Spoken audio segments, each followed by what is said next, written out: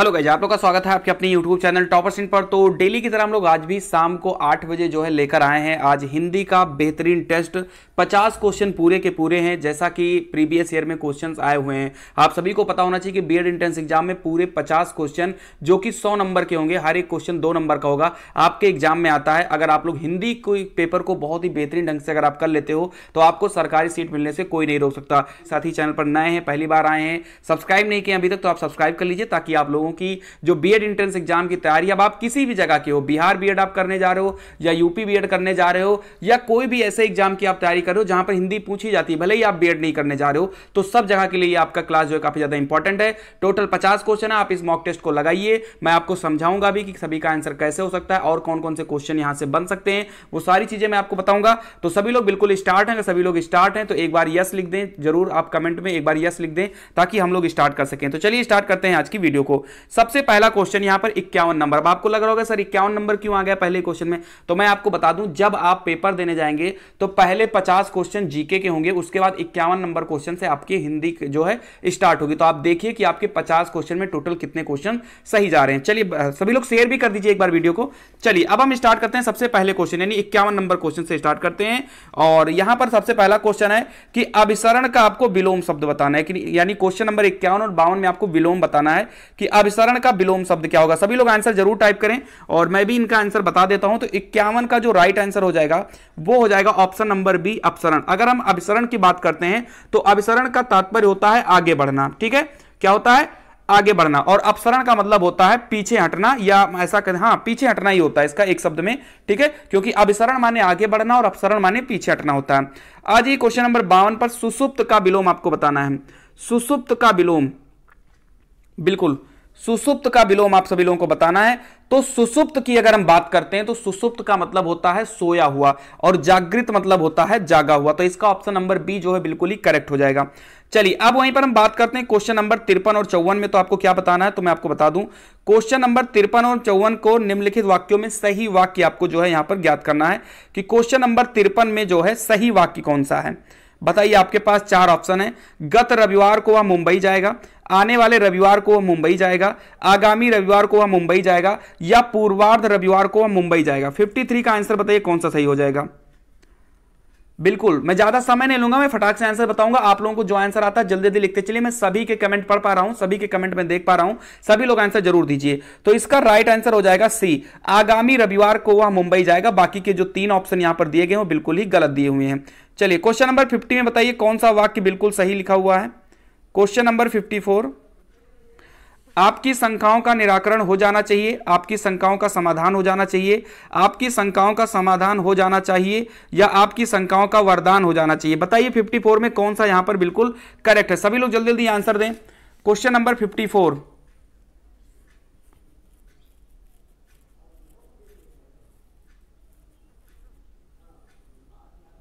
बिल्कुल।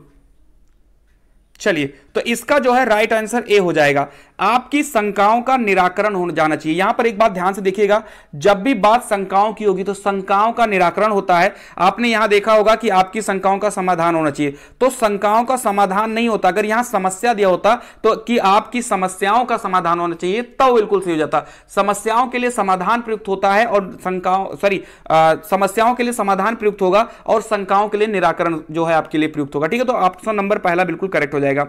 Question number 55, इसमें आपको बताना है कि निम्नलिखित वाक्यांशों के लिए एक शब्द आपको बताना है। और मैं आप सभी लोगों को बता दूं, अगर आपके पास हिंदी की बुक है तो आप लोग घर पे एक बार वाक्यांशों के लिए एक शब्द पढ़ लीजिएगा।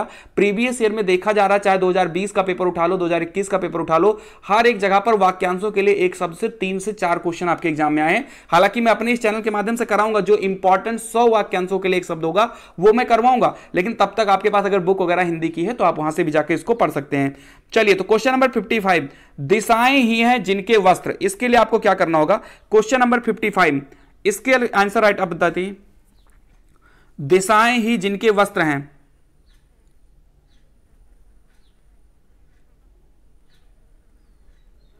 बिल्कुल, तो चलिए मैं आपको बता दूं, इसका राइट आंसर हो जाएगा दिगंबर। ठीक है, दिगंबर अगर हम इसमें बात करें तो एक व्यंजन संधि है ये, दिक धन अंबर, उसी से बनता है दिगंबर। और दिगंबर का मतलब होता है दिशाएं ही जिनका जो है वस्त्र है।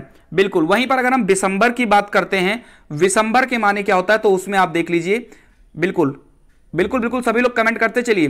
तो विशंबर का अर्थ होता है सारे विश्व का पालन करने वाला। अगर ये पूछ लिया जाए सारे विश्व का पालन करने वाला का आंसर क्या होगा, तो विशंबर हो जाएगा। दिशाएं ही जिनका वस्त्र हैं वो आपका दिगंबर हो जाएगा। वहीं पर अगर हम 55 की बात करते हैं और इसमें एक दिया है दिक्पाल, तो दिक्पाल का अर्थ होता है दिशा का स्वामी, और पैगंबर मतलब होता है ईश्वर का पैगाम या ईश्वर का संदेश सुनाने वाला। ठीक है, इसी को हम पैगंबर बोलते हैं। ठीक है, चलिए युद्ध की इच्छा रखने वाला, बहुत इंपॉर्टेंट क्वेश्चन है ये, एग्जाम में कई बार पूछा गया है। 56, तो युद्ध की इच्छा रखने वाले के लिए क्या होगा, जल्दी से बता दीजिए आप लोग। देखो मुमुक्षु का मतलब होता है मोक्ष की इच्छा रखने वाला, तो ये तो आपका होगा नहीं, पहला वाला ऑप्शन आपका बिल्कुल भी करेक्ट नहीं होगा। ठीक है, युयुत्सु माने होता है युद्ध की इच्छा रखने वाला। क्लियर है, चलिए बिल्कुल। अगर मजा आ रहा तो प्लीज लाइक करते हुए वीडियो को चलिए, और आपके साथ के जो बच्चे हैं उनको भी आप शेयर कर दीजिए, ताकि वो लोग भी टॉपर्स इन पर जुड़ सकें और अपनी जो तैयारी है उसको बेहतरीन ढंग से कर सकें। यहां पर वो क्वेश्चंस करवाए जा रहे हैं जो क्वेश्चंस हर एक एग्जाम में बार बार रिपीट होते हैं। अगर आप यहां पर क्वेश्चंस करते हैं तो यकीनन यही क्वेश्चंस एग्जाम में आ जाते हैं। चलिए वहीं पर बात करते हैं क्वेश्चन नंबर 57, आमलक का तद्भव शब्द क्या है। आमलक का तद्भव शब्द क्या है, क्वेश्चन नंबर 57 का आंसर दीजिए। आप लोग जब आंसर दिया करें तो क्वेश्चन नंबर भी लिख दिया करें। जैसे 57 का आप आंसर दें तो आप जरूर लिख दें कि 57 का ये आंसर सही होगा। जैसे कि 57 का आंसर नंबर डी सही होगा, क्योंकि आमलक का तद्भव होता है डी। तो आप लोग जब आंसर दें तो ऐसे लिख दिया करें 57 डी, बस हम समझ जाएंगे कि आप किस नंबर की बात कर रहे हैं। चलिए तिनका का तत्सम शब्द क्या है, 58 का आंसर बताइए। बिल्कुल 58, तिनका का तत्सम शब्द क्या है, तो 58 का राइट आंसर हो जाएगा तृण। तृण माने होता है तिनका, 58 का ए हो जाएगा तृण। वहीं पर हम बात करें जो तिक्त होता है, तिक्त जो है ये तोता का तत्सम शब्द है, तो इसको भी आप अगर कॉपी पे लिए हो तो आप जरूर लिख लें कि तोता का तत्सम जो है तिक्त होता है। बिल्कुल, और ताम्र माने तांबा होता है, ये तो आपको क्लियर ही होना चाहिए। ठीक है, और त्वरित माने तुरंत होता है। ये सब जो है तत्सम पूछे गए एग्जाम में। तृण माने तिनका, तिक्त माने तोता, ताम्र माने तांबा और त्वरित माने तुरंत। चलिए आगे बढ़ते हैं। विशेषण की विशेषता बताने वाले शब्द क्या कहलाते हैं, ये इसके बारे में मैंने कल वाले टेस्ट में भी मैंने बताया था। कल जब हम लोग टेस्ट कर रहे थे कि विशेषण की जो विशेषता बताते हैं उनको क्या कहा जाता है, और ये क्वेश्चन 2020 में भी आया था, ये 2021 में भी आया था। चलिए तो मैं आपको बता दूं, उसको कहते हैं प्राविशेषण। जो विशेषण की भी विशेषता बताए उसको प्राविशेषण कहते हैं, और जिसकी विशेषता बताई जाए उसको विशेष्य कहते हैं। ये चीज आपको याद रखनी है। चलिए पारिश्रमी शब्द में कौन से विशेषण का बोध होता है, क्वेश्चन नंबर 60। पारिश्रमी शब्द में कौन से विशेषण का बोध होता है, क्वेश्चन नंबर 60।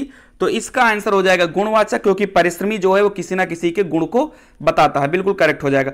परिमाणवाचक जो कि नापतोल के बारे में होता है, संख्यावाचक जिसमें संख्या प्रयोग होता है। परिमाणवाचक, हाँ बिल्कुल सही है, परिमाण यानी जिसको आप तौल सको। ठीक है, चलिए मंदिर का पर्यायवाची बताइए, क्वेश्चन नंबर 61। मंदिर का पर्यायवाची काफी ज्यादा इंपॉर्टेंट है। बिल्कुल 61 बताइए, देवग्रह होगा, परम धाम होगा, निर्वाण होगा या परम पद होगा। चलिए तो बिल्कुल देवग्रह बिल्कुल करेक्ट हो जाएगा। जिन लोगों ने 61 का ए आंसर दिया उनका बिल्कुल ही करेक्ट है। क्वेश्चन नंबर 62, तृष्णा का पर्यायवाची क्या है। देखो जो हिंदी के आपके हैं, जो आपका हिंदी है, हिंदी में आपको चैप्टर वाइज भी मैं एमसीक्यू करवा दूंगा, बिल्कुल परेशान नहीं होना है। और आप लोग जब भी एमसीक्यू मेरी सॉल्व करें, ठीक है, तो आप लोग अपने पास एक कॉपी रख लिया करें, ताकि मैं जो चीज बताऊं वो चीज आप एक्स्ट्रा फैक्ट्स जरूर लिख लीजिए, क्योंकि वही एक्स्ट्रा फैक्ट्स आपके आगामी एग्जाम में आने वाले हैं। बिल्कुल, अगर आप पिछली बार भी हम लोगों ने तैयारी की थी 2021 में, बिल्कुल हिंदी और जीके के क्वेश्चंस, जीके में तो ज्यादा नहीं लेकिन हिंदी के जो क्वेश्चन थे वो 95% से ऊपर जो है क्लास से ही फंस गए थे, सारे के सारे क्वेश्चन। ठीक है, तो उनको आपको आराम से पढ़ लेना है। तृष्णा का पर्यायवाची क्या है। बिल्कुल जीके के लिए आप लोगों को करंट अफेयर भी करवाया जाएगा, जीके के लिए आपको स्टैटिक जीके भी करवाई जाएगी, आपको और भी एमसीक्यू करवाए जाएंगे, प्रीवियस ईयर पेपर करवाए जाएंगे, सब कुछ करवाया जाएगा। जीके भी आपकी बहुत स्ट्रांग कराई जाएगी। 62 की अगर हम बात करते हैं तो इसका राइट आंसर डी हो जाएगा, लिप्सा। ठीक है, तृष्णा का जो पर्यायवाची होता है वो होता है लिप्सा। चलिए बिल्कुल बिल्कुल, चलिए आगे बढ़ते हैं हम लोग। राजपुत्र में कौन सा समास है, मैंने कल की क्लास में भी आपको राजपुत्र के बारे में बताया था। और कल हमने कई सारी चीजें बताई थी, ठीक है। अव्ययी भाव समास क्या होता है? अव्ययी भाव समास में आपको कहीं ना कहीं आगे जो है अव्यय लगा हुआ मिलेगा, जैसे अनु मिल जाएगा, आ मिल जाएगा, प्रति मिल जाएगा, भर मिल जाएगा, हर मिल जाएगा, यावत मिल जाएगा, ये सब आपको आगे लगे हुए मिल जाए तो आपका अव्ययी भाव समास होता है। तत्पुरुष समास वो होता है कि जिनका विग्रह करने पर आप में कारक चिन्ह है, जो आपके 8 कारक चिन्ह होते हैं उसमें से कोई ना कोई आए, जैसे कर्ता ने, कर्म को, करण से के द्वारा, संप्रदान के लिए, अपादान से अलग होने का भाव, ठीक है, संबंध काकी के, संबोधन हे हरे और अधिकरण में पर, इस टाइप की अगर चीजें आ जा रही हैं तो वहां पर जो है आपका तत्पुरुष समास। जैसे राजपुत्र का हम राजपुत्र का समास विग्रह करें तो हो जाएगा राजा का पुत्र, और मैंने अभी भी कहा कि अगर कहीं भी कारक चिन्ह आ जाए तो वहां पर तत्पुरुष समास होता है। तो आपका 63 का बिल्कुल करेक्ट आंसर हो जाएगा सी। चलिए, सच्चिदानंद शब्द का सही संधि विच्छेद बताइए। क्वेश्चन नंबर 64 का आंसर बताइए आप लोग। बिल्कुल थोड़ा वीडियो को शेयर कर दिया करिए भैया, ठीक है। और जो लोग पहली बार जुड़े हैं एक बार जो है चैनल को जरूर सब्सक्राइब कर लें और कमेंट में भी फर्स्ट लिख दें, ताकि मुझे भी लग जाए कि हाँ कितने व्यूअर्स हैं जो आज पहली बार इस चैनल को विजिट किए हैं, तो एक बार फर्स्ट जरूर लिख दीजिए। चलिए, तो सच्चिदानंद, और ये काफी ज्यादा इंपॉर्टेंट है, ये क्वेश्चन बहुत ज्यादा इंपॉर्टेंट क्वेश्चन ये है। कहीं पर अगर आप नोट्स रखे हो तो एक बार लिख लीजिएगा, बहुत बार आता है।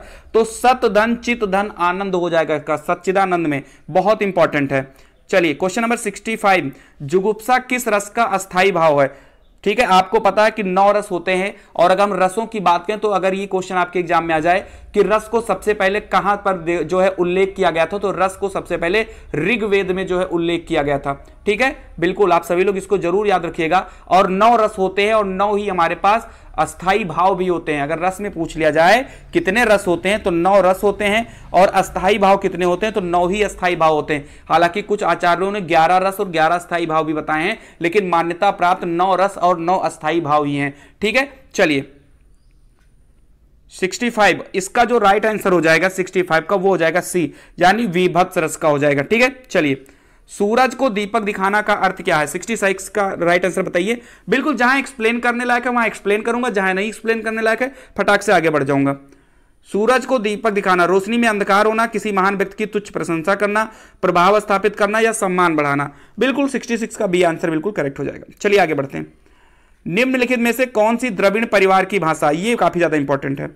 67 बिल्कुल, इसके लिए अगर आपके पास कॉपी पेन है तो आप एक बार जरूर लिख लीजिएगा 67 में। ठीक है, इसका राइट आंसर मैं पहले बता दूं कि द्रविड़ भाषा जो है कन्नड़ की है, और द्रविड़ परिवार भाषा की मैं अगर बात करूं तो द्रविड़ परिवार की जो मातृभाषाएं हैं उनकी संख्या 153 है। मैं आपको बता दे रहा हूं, डाटा अगर लिखना हो तो लिख लीजिए कि द्रविड़ परिवार की मातृभाषाओं की संख्या 153 है, जिसकी 17 भाषाएं जो है बिल्कुल ज्यादा प्रमुख है, जिसमें तमिल, तेलुगु, मलयालम, कन्नड़ ये सारी चीजें आपकी आती हैं। चलिए क्वेश्चन नंबर 68 पर आ जाते हैं, और 68 से 69 के लिए हमको क्या करना है? शुद्ध वर्तनी बताना है। बिल्कुल 68 और 69 में हमको शुद्ध वर्तनी बताना है। बिल्कुल, चलिए बिल्कुल 68 कमेंट करते रहिए, कमेंट में लापरवाही ना करिए। आंसर अगर आ रहा है तो फटाक फटाक कमेंट करिए सभी लोग। चलिए, तो 68 में जो सही आंसर होगा वो आपका ए हो जाएगा, यानी कि भौगोलिक आपका जो है यहां पर बिल्कुल सही है। बाकी जो भी भौगोलिक लिखा है वो बिल्कुल ही गलत लिखा है। और 69 की अगर हम बात करते हैं तो 69 में कौन सा प्रफुल्लित सही लिखा है, तो आपका सी वाला ऑप्शन बिल्कुल करेक्ट हो जाएगा। बाकी के जो 3 प्रफुल्लित लिखे हैं वो बिल्कुल ही गलत हैं। उम्मीद करता हूं आपके आंसर सही गए होंगे। चलिए क्वेश्चन नंबर 70 पर आ जाते हैं, और 70 में आपको बताना है नीचे दिए गए विकल्पों में से सही विकल्प का चयन कीजिए। स्वावलंबन मनुष्य को आत्मनिर्भर ही नहीं बनाना बल्कि उसमें ... भी जगाता है। बताइए इसमें क्या भरोगे? फिल इन द ब्लैंक्स है क्वेश्चन नंबर 70। स्वावलंबन मनुष्य को आत्मनिर्भर ही नहीं बनाता बल्कि उसमें आत्मविश्वास भी जगाता है। तो 70 का ऑप्शन नंबर बी जो है बिल्कुल ही करेक्ट हो जाएगा। चलिए आगे बढ़ते हैं। बीड़ा उठाना से क्या तात्पर्य है? बीड़ा उठाना मुहावरे का क्या अर्थ है? लोग कहते हैं कि आपने बीड़ा उठा रखा क्या किसी चीज का, यानी कि किसी चीज का दृढ़ संकल्प करना। यानी 71 का आंसर नंबर ए जो है बिल्कुल ही करेक्ट हो जाएगा। ये जो आपकी हिंदी है, चाहे आप किसी भी बीएड की तैयारी कर रहे हैं, Jharkhand BEd, Uttarakhand BEd, Uttar Pradesh BEd, Bihar BEd, सब जगह के लिए जो है सही है। चाहे आप यूपीपी की तैयारी कर रहे हैं, यूपी SSS पेट की तैयारी कर रहे हैं, यूपी SSS लेखपाल की तैयारी कर रहे हैं, यूपी SSS वीडियो, जहां भी हिंदी यानी सब जगह के लिए मोस्ट इंपॉर्टेंट है। चलिए क्वेश्चन नंबर 72।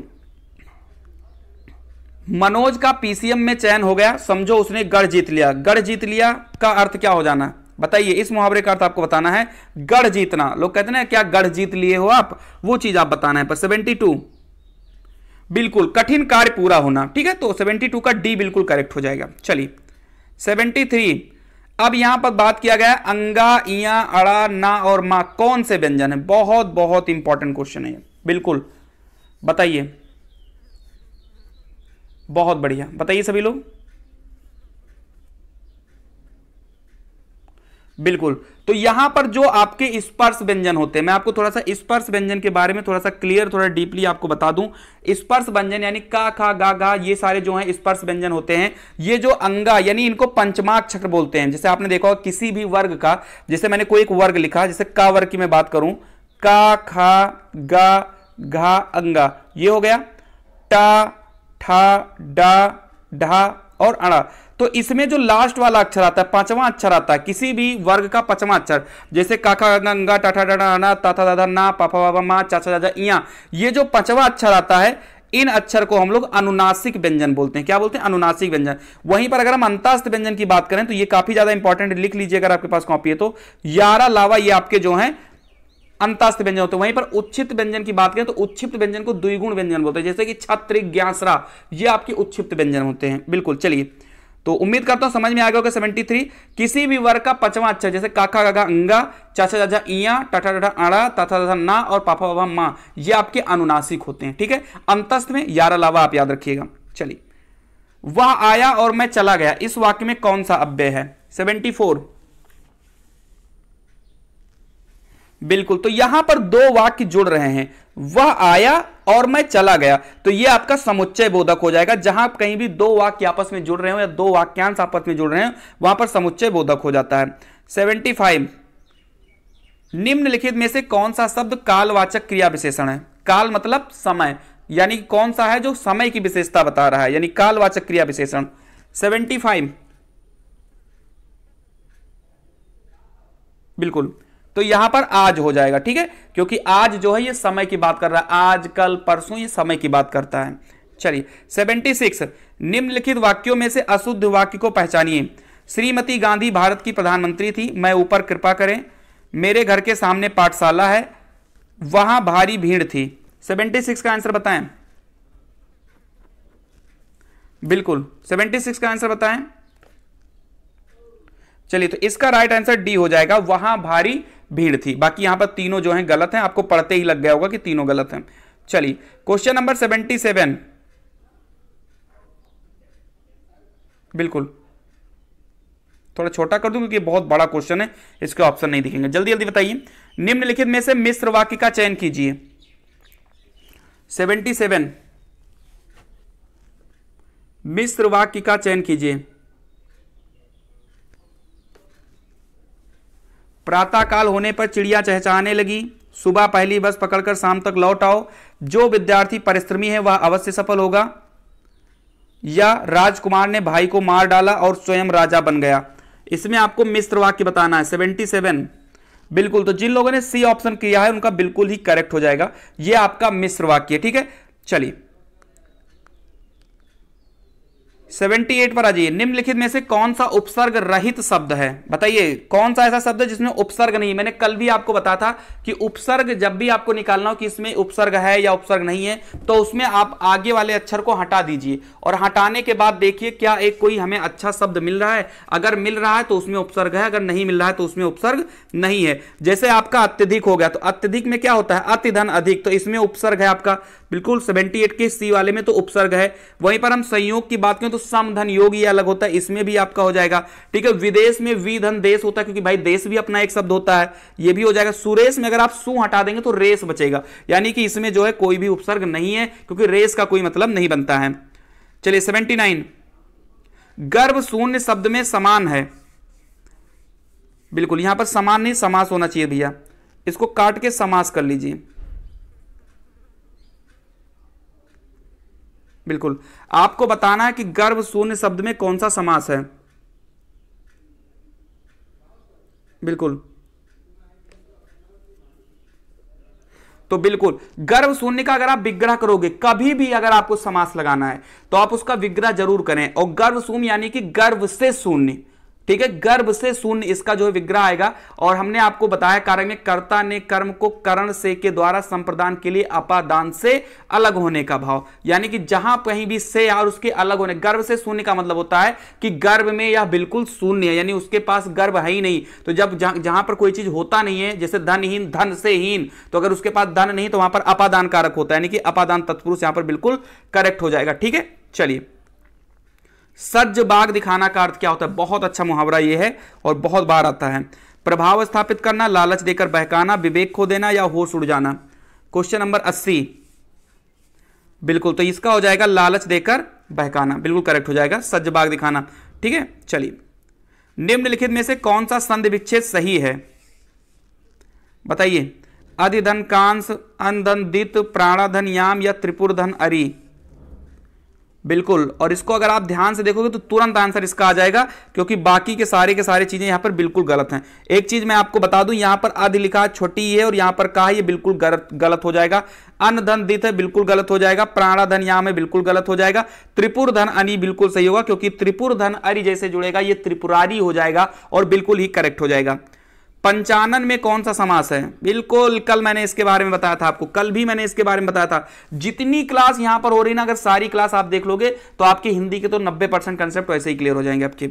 मैंने कल आपको बताया था इसके बारे में, बिल्कुल बिल्कुल, मैंने कल आपसे कहा था कि अगर कहीं पर भी आपको कोई नंबर दिख जाए आगे तो वहां पर द्विगु समास होता है। लेकिन एक चीज आप जरूर याद रखिएगा, अगर आपके ऑप्शन में बहुब्रीहि समास भी है, जैसे पंचानन का मतलब होता है 5 हैं आनंद जिसके, ठीक है, 5 हैं आनंद जिसके, और 5 आनंद किसके हैं? आप सभी लोगों को पता है कि 5 आनंद जब आप इसका विग्रह करोगे तो इससे तीसरे की बात आती है, जैसे कि 10 आनंद, 10 हैं आनंद जिसके, 5 आनंद, 5 हैं आनंद जिसके, तो वहां पर आंसर आ जाएगा बहुब्रीहि समास।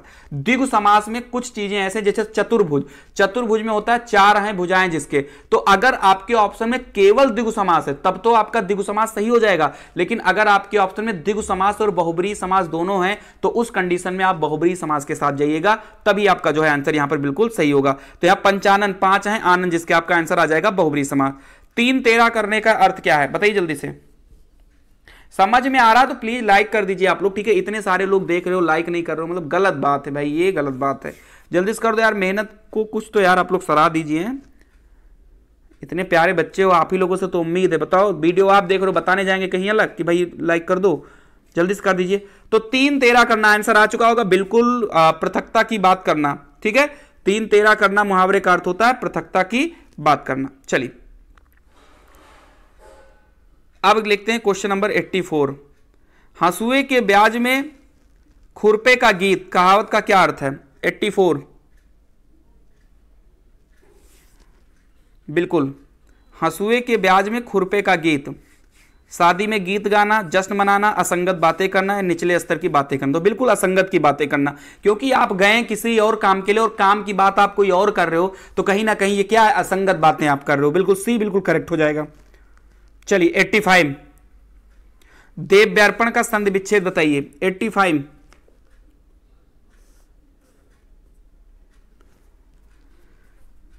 बिल्कुल 85 का आंसर हो जाएगा आपका बी वाला, यानी देवी धन अर्पण आपका बिल्कुल करेक्ट हो जाएगा, देव व्यार्पण हो जाएगा। पुस्तकीय शब्द में प्रत्यय बताइए। प्रत्यय हमेशा शब्द के पीछे लगता है और उपसर्ग हमेशा शब्द के आगे लगता है, तो बताइए पुस्तकीय में कौन सा यहां पर आपका प्रत्यय लगा हुआ है? 86, सभी लोग आंसर जल्दी दिया करिए। बिल्कुल, तो ई प्रत्यय यहां हो जाएगा, यानी कि सी आपका हो जाएगा। पुस्तक धन ए बराबर पुस्तकीय बनता है, तो ऑप्शन नंबर सी जिन छात्रों ने कहा बिल्कुल ही करेक्ट है आपका। चलिए 87, स्वतंत्रता सबको प्यारी होती है, वाक्य के लिए रेखांकित शब्द के संज्ञा का भेद बताइए। स्वतंत्रता सबको प्यारी होती है,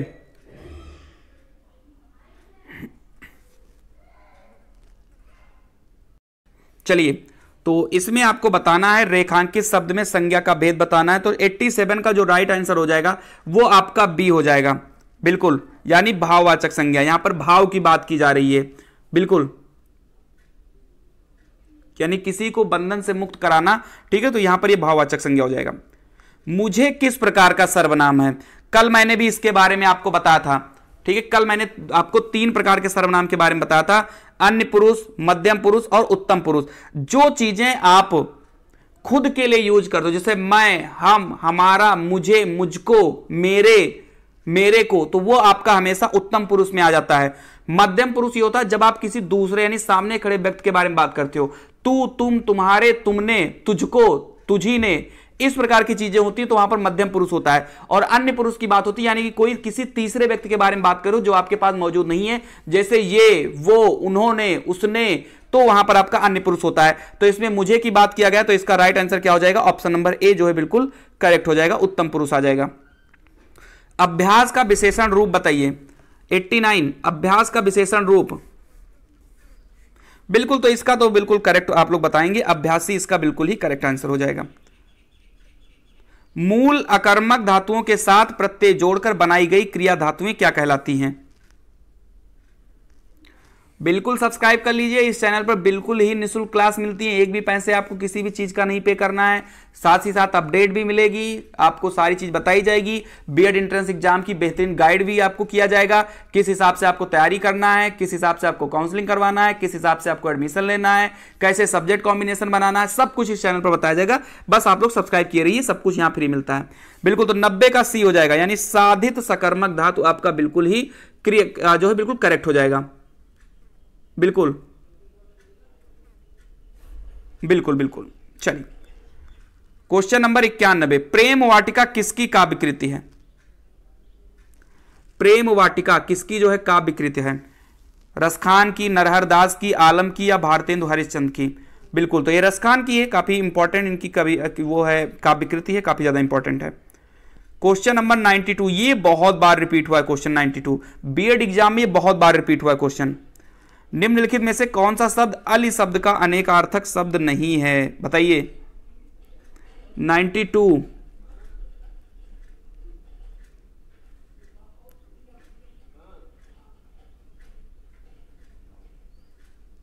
बिल्कुल, तो यहां पर रूपसी जो है बिल्कुल सही हो जाएगा, यानी वो अनेकार्थक नहीं, बाकी सखी भी है, भ्रमर भी है और बिच्छू भी है। चलिए 93 पर आ जाइए। कल भी मैंने इसके बारे में बताया था, ता था दादा सा आदि का उच्चारण स्थान क्या है? ता था दादा सा, बिल्कुल, तो मैं आपको बता दूं होता क्या, जो मूर्धन्य होता है वो टाठा डाढ़ा आड़ा होता है, ठीक है, दंतोष्ट में आपका वाह आ जाएगा। तालब्य की अगर हम बात करते हैं तो वहां पर आपको मिल जाएगा सा, यानी ये वाला सा जो है आपका तालब्य में आ जाएगा। क्लियर है भैया? बिल्कुल बिल्कुल, चाचा जाजा यहां भी आ जाएगा, बिल्कुल। और दंत में अगर हम बात करें तो ताथा दादा ना और ये वाला सा, और मूर्धा में पेटचिरवा वाला सा। तालब्य में ये वाला सा आता है, मूर्धन में पेटचिरवा वाला सा आता है, और दंत में ये वाला सा आता है। तीनों सा में डिफरेंस याद रखिएगा, पूछा जाता है एग्जाम में। चलिए 94, निम्नांकित में से कौन सा शब्द पुल्लिंग रूप में प्रयुक्त नहीं होता है? यानी बताइए इसमें कौन सा है जो पुल्लिंग नहीं है?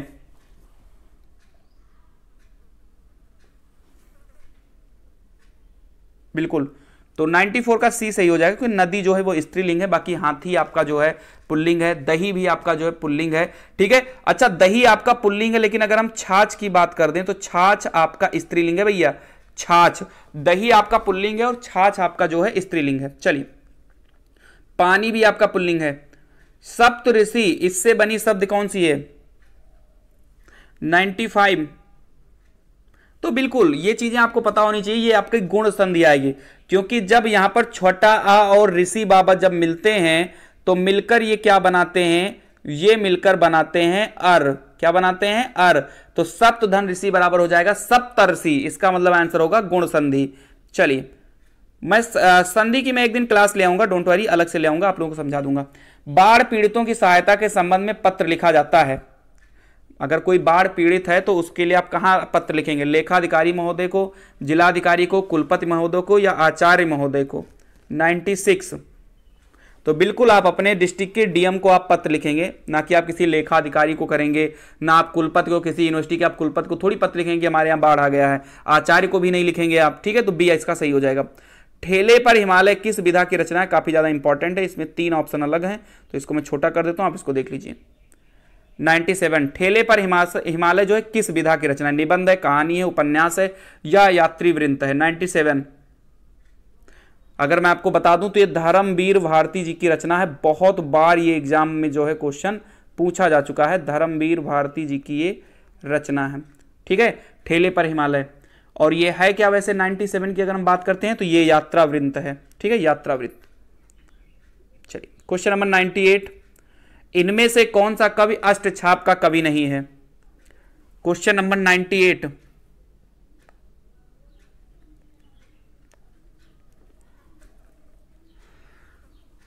बिल्कुल, तो 98 है और 98 का ऑप्शन नंबर डी हो जाएगा। रैदास आपके बिल्कुल ही जो है अष्टछाप के कवि नहीं, बाकी सूरदास, कुंभनदास, नंददास, परमानंदास, कई सारे हैं, यानी 8 कवि हैं जो अष्टछाप कवि में आते हैं।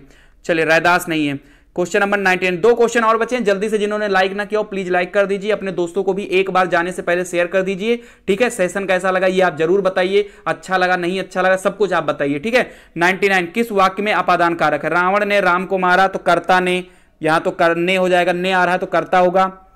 मोहन से अब नहीं गाया जाता तो यहां पर करण हो जाएगा। हिमालय से गंगा निकलती है, देखो 2 बार से यहां प्रयोग हुआ, यहां भी से है, यहां भी से है, लेकिन जिस से में अलग होने का भाव होता है वही आपका जो है अपादान कारक होता है। जैसे धनहीन, धन से हीन, ठीक है, तो वहां पर आपका अपादान होगा। यहां पर जो से है ये कर्ता ने कर्म को करण से के द्वारा, यानी यहां पर करण तत्पुरुष आ जाएगा, और जहां पर अलग होने का भाव होता है वहां पर अपादान हो जाता है। तो इसका ऑप्शन नंबर सी जो है बिल्कुल करेक्ट हो जाएगा। क्वेश्चन नंबर लास्ट, निम्नलिखित में से अशुद्ध वर्तनी कौन सी है? और इस क्वेश्चन को करने के बाद आप लोग जरूर बताएं कि 50 में आपके कितने क्वेश्चन सही गए हैं। मैं सभी का देखूंगा कि आपके कितने सही गए, बिल्कुल सही से बताइएगा कि आपके कितने सही गए हैं, क्योंकि डेली हम लोग को अब इंप्रूव ही करना है, और जब तक हम लोगों के 50 आउट ऑफ 50 नहीं आने लगेंगे तब तक हम लोग को टेस्ट करते रहना है। बिल्कुल, तो इसका ए ऑप्शन बिल्कुल सही हो जाएगा। आंगन इसका जो है बिल्कुल ही गलत है। बाकी मुश्किल, 25, ईर्ष्या आपकी जो है बिल्कुल ज्यादा जो है सही है। आंगन में चंद बिंदी होती है ना कि अंक की बिंदी होती है, यानी ये ऐसे बनेगा, ठीक है, बिल्कुल ऐसे बनेगा।